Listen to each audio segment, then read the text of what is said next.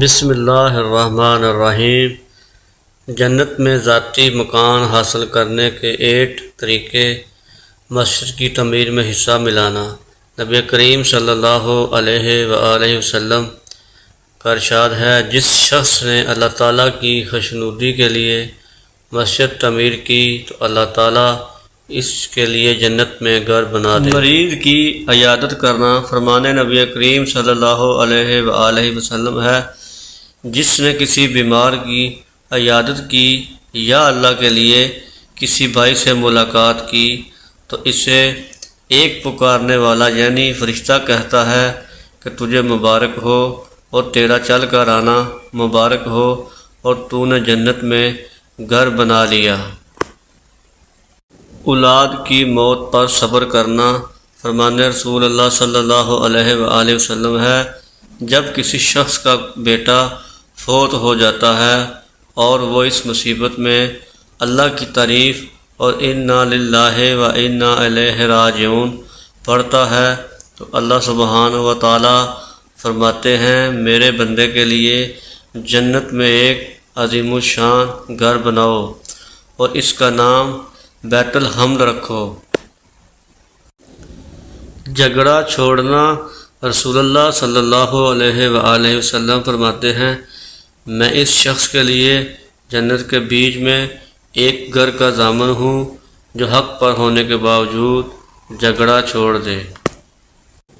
جھوٹ بولنا نبی کریم صلی اللہ علیہ وآلہ وسلم فرماتے ہیں، اور میں اس شخص کے لیے بھی جنت کے بیچ میں ایک گھر کا ضامن ہوں جو مذاق و مزاح میں بھی جھوٹ بولنا چھوڑ دے۔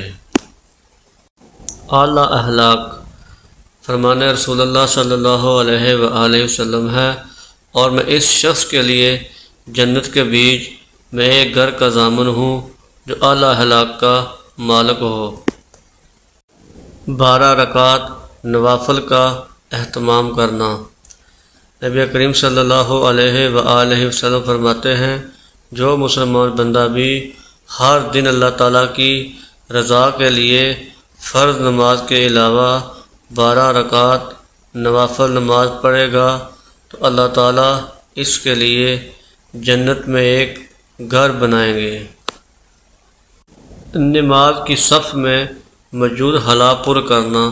نبی کریم صلی اللہ علیہ وآلہ وسلم کا فرمان عالی شان ہے، جو شخص صف میں خالی جگہ کو پر کر دے تو اللہ تعالیٰ اس کے سبب اس کے لیے جنت میں گھر بنا دیں گے۔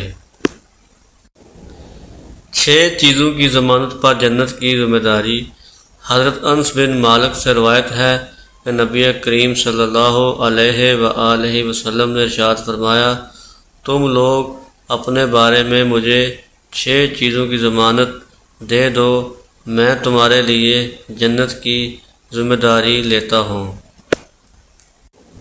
جب تم میں سے کوئی بولے تو جھوٹ نہ بولے، جب وعدہ کرے تو وعدہ خلافی نہ کرے، اور جب کسی کے پاس امانت رکھی جائے تو خیانت نہ کرے۔